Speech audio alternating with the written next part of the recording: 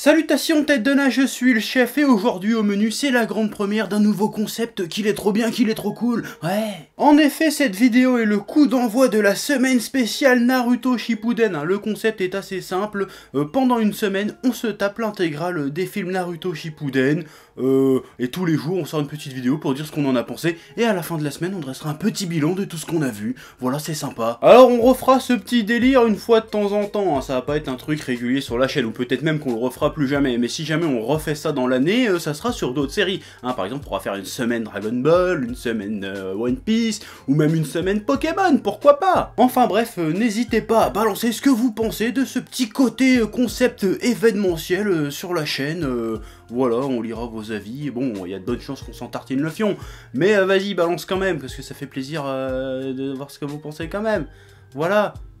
Oui. Pourquoi commencer par Naruto Shippuden? Eh ben parce que je me suis rendu compte dernièrement que je n'avais vu que les deux derniers, hein, The Last et Boruto, et qu'à part ça j'avais jamais vu aucun film d'animation Naruto Shippuden, donc je me suis dit bah c'est l'occasion. En plus il y en a pile poil assez pour tenir à peu près une semaine dessus, donc c'est cool. Alors j'aurais voulu commencer par les Naruto. Le problème c'est qu'il y en a que 3 ou 4, donc c'est un peu léger pour faire une semaine dessus, donc je me suis dit bah là on va faire Naruto Shippuden. En plus les autres films je les avais déjà vus, donc voilà, donc du coup il y a un petit intérêt pour moi aussi de découvrir des trucs que j'ai pas vus aussi, voilà. Et aussi parce que ça fait un petit bout de temps que j'ai pas parlé de Naruto sur la chaîne, hein, si je dis pas de conneries ça doit faire au moins un an, si je dis pas de conneries.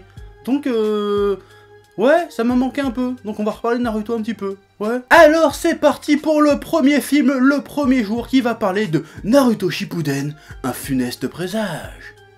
Oui. Naruto Shippuden, un funeste présage, ou dans son titre original prononcé à la zob, Gekishoban Naruto Shippuden, est le tout premier film Naruto Shippuden, mais le quatrième de la saga Naruto, sorti le 4 août 2007 au Japon, réalisé par Hajime Kamegaki. Et là tu te demandes bien évidemment de quoi ça parle, hein, comme d'hab, eh ben je vais te le dire. Le film commence par nous montrer la mort violente de Naruto face à un démon tentaculaire dégueulasse appelé Moryo, et nous montre même son enterrement et sa tombe. Mais en fait non, c'est juste une vision de Shion, une jeune prêtresse qui a le don de voir l'avenir. Au même moment, dans un sanctuaire ancien, une bande de ninjas débarque et réveille l'esprit de Moryo. Le chef s'ouvre le bide de manière très réaliste et Moryo prend possession de son corps. Ensuite, il envoie son armée d'hommes de pierre immortels envahir les pays voisins, puis il part à la recherche de son vrai corps pour être invincible. Puis il file des Goa'uld chargés de chakra à ses sbires, pour qu'ils aillent buter Shion, qui est la seule personne au monde capable de le recéler à nouveau. C'est moi ou ce plan il est un peu complètement con? Ouais. Non, parce que si j'ai bien suivi, le méchant il est même pas pleinement ressuscité, qu'il envoie déjà son armée d'hommes de pierre attaquer les pays voisins. Ce qui, inévitablement les avertit de son réveil, y compris la prêtresse, qui va donc mettre tout en œuvre pour le réenfermer avant qu'il récupère son corps d'origine. Alors qu'il aurait mieux fait de revenir, trouver son corps, buter la prêtresse en scred, puis ensuite attaquer les pays voisins. Il est con ce mec. Ouais. Bref, Kakashi et tout plein de ninjas d'élite de tous les pays partent au front repousser l'avancée des hommes de pierre, tandis que Tsunade envoie une escouade protéger la prêtresse sacrée, et pour cela elle choisit Neji, Rock Lee, Sakura et Naruto. Bon alors ça aussi je trouve ça débile, parce que la Tsunade à disposition, elle a je sais pas combien de ninjas beaucoup plus balèzes et plus expérimentés que ces 4 connards là, hein. Mais non, elle file la mission à 4 gamins, d'autant plus que c'est même pas une mission secondaire, hein. Je veux dire il faut protéger et exhorter la seule connasse au monde capable de battre le méchant. Mais on envoie les gamins inexpérimentés. Mais pourquoi pas? C'est débile.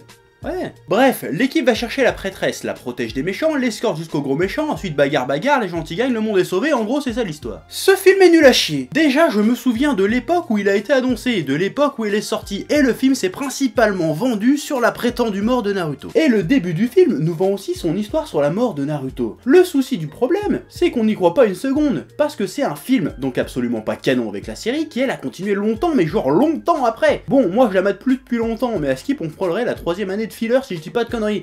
Donc on savait tous qu'il n'allait pas crever dans ce film. En plus, bon là je vais un peu spoiler, mais une bonne partie du film nous dit si il va mourir, parce que toutes les prédictions de la meuf jusqu'à présent étaient justes. Donc jusqu'au moment où la scène est censée arriver, on nous fait croire qu'il va réellement mourir. Sauf que quand la scène arrive, en fait, elle arrive pas vraiment en fait. En fait, elle arrive même pas du tout. Oui. Bon, après, je suis pas con non plus, je comprends la symbolique derrière, genre la prêtresse, en sauvant Naruto du monstre, prouve que le destin n'est pas écrit patati patata. Sauf que là, ça marche pas, hein. Je veux dire, c'est trop facile, tu peux pas juste faire monter la sauce comme ça, bon, sauce qui a très du mal à prendre, hein, dans mon cas, pour nous faire croire qu'il va se passer un truc, et puis au final, fait non, en fait, ça se passe pas. Hein, parce qu'en général, dans les histoires comme ça où il y a une prémonition d'un mec qui meurt, en fait, la prémonition est juste, elle est juste mal interprétée. Sauf que là, elle est juste fausse, ça se passe pas du tout. Donc c'est un peu bidon, c'est un peu genre, ouais, laisse tomber, non, c'est bon, on part sur autre chose. C'est un peu mal foutu, je trouve. Ouais. Du coup, tu sens que c'était clairement artificiel et que c'était juste un attrape-couillon pour que t'ailles voir le film, en fait. Parce que c'est la mort de Naruto, c'est même pas un enjeu du film en soi, en fait. Ensuite, dans ce film, Naruto est énervant. Ah, j'ai eu envie de le taper un peu. Oui. Bon, ça fait un moment que j'ai pas lu Naruto. Mais Naruto, c'est pas le genre de gamin qui rechigne à remplir une mission et qui râle tout le temps. Naruto, c'est plutôt un mec beaucoup trop enthousiaste à l'idée de faire ses preuves sur le terrain. Ici, il est juste casse-couille, il obéit jamais et fout la mission en péril. C'est pas le souvenir que j'ai de Naruto. Ou alors c'est moi qui débloque. Ensuite, l'histoire est nulle. Déjà, comme je l'ai dit, le plan du méchant n'a aucun sens. Les pouvoirs de la prêtresse ont aucune forme de logique. Les flashbacks qui sont censés expliquer tout sont encore plus confus et bordéliques que l'histoire elle-même. J'ai l'impression d'avoir raté des bouts d'intrigue, je suis revenu 2 ou 3 fois en arrière pour être sûr, et soit je suis devenu débile, soit c'est pas clair leur délire. En plus, à part Naruto et la prêtresse, les autres persos ils servent à rien, hein. Enfin, à part à faire la bagarre et puis faire leur finish move stylé, leur attaque fanservice machin, mais à part ça ils servent strictement à rien. C'est à peine s'ils ont des lignes de dialogue les trucs. Ouais, même le finish chez Naruto qui fait un méga Rasengan mélangé au pouvoir de la princesse qui explose le méchant. Si je me souviens bien, c'est déjà comme ça la fin des 3 autres films d'avant. Ils nous font pareil que les films DBZ pré-Super Saiyan un peu, hein, où Goku gagne à la fin en utilisant toujours le Genkidama. Bah du coup c'est naze. Oui. Ah oui, et puis y a même pas d'épilogue, hein, le film se termine là-dessus sur leur dernière attaque et puis c'est fini, nique ta mère. Voilà. Bon, il y a quand même quelques bons points, notamment l'animation et les scènes de bagarre qui sont bien stylées. La musique est cool et certaines scènes sont assez entraînantes malgré tout. Mais à part ça, je me suis fait chier comme un rat mort. On commence donc cette semaine spéciale Naruto Shippuden par une bouse. Mais que nous réservent les autres films Naruto Shippuden? Vous le saurez en regardant le prochain épisode. Oui.